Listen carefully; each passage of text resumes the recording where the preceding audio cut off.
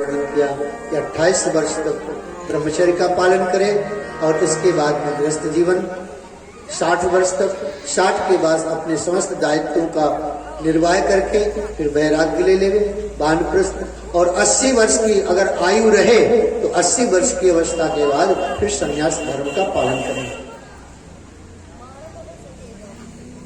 भगवान श्री कृष्ण ने स्त्री और पुरुष के धर्म को बताया।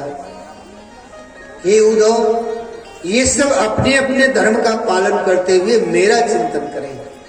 वर्णाश्रम, वर्ण, ब्राह्मण, क्षत्रिय, वैश्य, शूद्र, ये भगवान ने इसका भी वर्णन किया और बताया कि प्रत्येक वर्ण अपने अपने वर्ण आश्रम का पालन करते हुए मेरा चिंतन करें। ऐसा ना सोचे कि हम शूद्र हैं तो हम भजन न करें, चिंतन करें, स्मरण करें।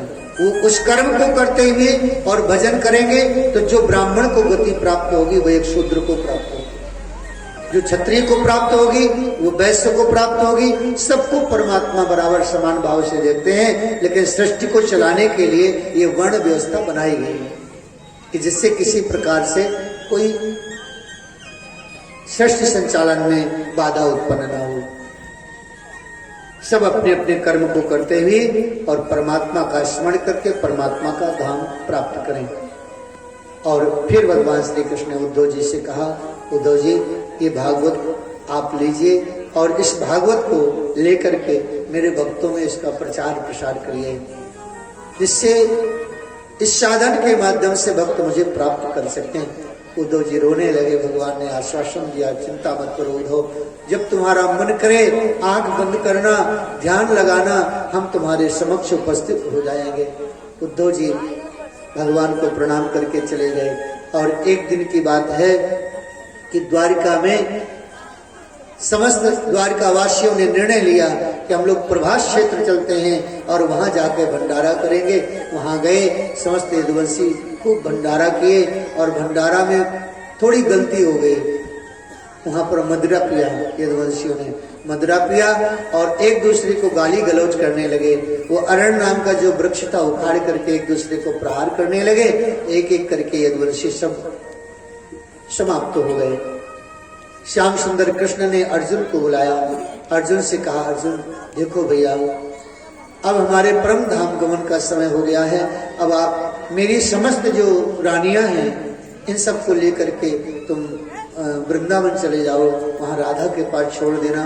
राधा के प्रेम में ये अपने जीवन को समाहित कर देंगी, इनको मेरे वियोग का दुख नहीं होगा। अर्जुन ने कहा ठीक है प्रभु, और अर्जुन को भगवान ने विदा किया। अर्जुन को थोड़ा अहम था कि मैं तो गांडीवधारी अर्जुन हूँ। भगवान ने अर्जुन के अहम का भी नाश किया। भील बन गए श्याम सुंदर और भील बन करके अर्जुन को पराजित किया और उन गोपिकाओं को भगवान ने लूटा। और गोपियों ने वहीं पर अपने शरीर को समाहित कर दिया। वो आज भी द्वारकापुरी जाएंगे तो गोपी तालाब है। गोपी तालाब वो इसीलिए बना है। वहां पर गोपियों ने, भगवान की पटरानियों ने अपने शरीर को समाहित कर दिया। इसलिए वहां की रज माथे पे लगाई जाती है कि भगवान के परम प्रियतमा गोपियों के चरणों की रज है। और भगवान ने फिर मातली से कहा, मातली तुम रथ लेकर के जाओ। बलराम जी महाराज जी को भेज दिया, आप पधारिए परम धाम। बलराम जी चले गए। श्री बलराम जी महाराज की। फिर मातली से कहा तुम जाओ रथ लेकर के। मातली भगवान को प्रणाम करके चला गया। भगवान आज अश्वत्थ वृक्ष के नीचे अपने परम धाम गोलोक का स्मरण कर रहे हैं। अपने बाएं घुटने पर दाहिना चरण रखे हुए हैं, आंख बंद है श्याम सुंदर कृष्ण के। और उसी समय भगवान के दाहिने तलवे में पद्म का जो प्रकाश था उसको देख करके जरा नाम के व्याध ने सोचा लगता है कोई हिरण की आंख है। उसी को निशाना करके बाण छोड़ा। वो बाण गया भगवान के तलवे में लगा और दौड़ते हुए वो आया। आकर के देखा कि श्याम सुंदर भगवान के चरण से वह बाण निकाला। नतमस्तक हो गया, प्रभु मैं अपराधी हूँ। भगवान बोले नहीं नहीं तुम अपराधी नहीं हो। त्रेता में जैसे मैंने छिप करके तुम्हें मारा था बाली, बाली का वध किया था ना श्री राम जी ने। बोले हमने छिप करके मारा, आपने हमें छिप करके मारा, बात बराबर हो गई, अब तुम जाओ। भगवान उसको विदा करते हैं। फिर भगवान अपने परम धाम का स्मरण करते हैं। ब्रह्मादिक सब देवता आकाश मंडल में आए, भगवान के निवेदन करने लगे, प्रभु अब आप पधारिए। दिव्य भगवान का वह गरुड़ आया और गरुड़ पर आरूढ़ होकर के भगवान अपने परम धाम चले गए। श्री भगवान कृष्णचंद्र की भगवान का परम धाम गमन। जैसे ही परीक्षित जी ने सुना, महाराज सुखदेव जी महाराज जी के चरणों में गिर पड़े। गुरुदेव आज मैं धन्य हो गया, आपके श्रीमुख से ये भागवत धर्म को सुन करके मैं बहुत आनंदित हो गया। मृत्यु मुझे मारेगी, मुझे तनिक भी भय नहीं। और श्री सुखदेव जी महाराज जी का महाराज परीक्षित जी ने पूजन किया।